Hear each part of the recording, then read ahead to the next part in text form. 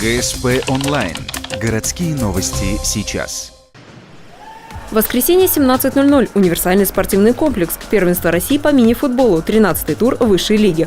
Повторный матч между клубами «Ухта» и «Зенит Саратов». У гостей короткая скамейка запасных. Трое спортсменов основного состава не приехали из-за травм.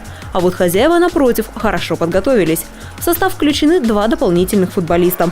Алексей Иванов вернулся после тяжелой травмы, а Вячеслав Богатов знаком болельщикам по играм с Грозненским «Беркутом». Именно там ухтинский новобранец отыграл первую половину сезона. У команды там небольшие финансовые проблемы, соответственно, маленько приезжие ребята стали не нужны, но, грубо говоря, нас разогнали. Поступило предложение от Ухты, ребята здесь уже всех знаю, давно играем друг против друга. Коллектив здесь дружный, хороший. Ну, соответственно, решил поехать сюда, плюс есть перспектива выиграть чемпионат.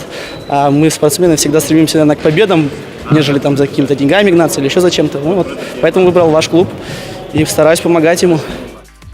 Накануне Вячеслав Богатов забил 1 гол. Ухта одержала победу со счетом 7-1. Однако сегодня игра складывается труднее. Под конец стартовой половины матча на табло 1-1. Во втором тайме Ухта громит соперника. Отличились Дмитрий Гостюков, Антон Рудых, а также дублем новичок Вячеслав Богатов. На 20-й минуте счет 5-1. Команды меняют вратарей. Ухта вместо опытного легионера Бруно Перейра Гомеса выпускает Александра Миронова.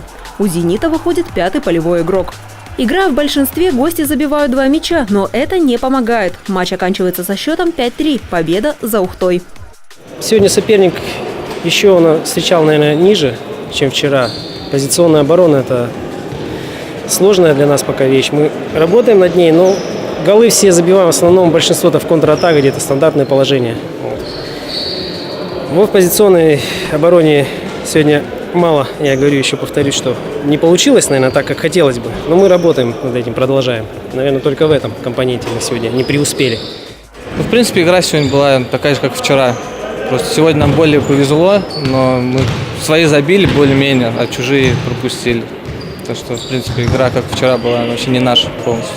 За 2 дня мини-футбольный клуб «Ухта» зарабатывает 6 очков. По итогам 13-го тура наша команда занимает 3-ю строку турнирной таблицы. Впереди выездные матчи с Грозненским «Беркутом».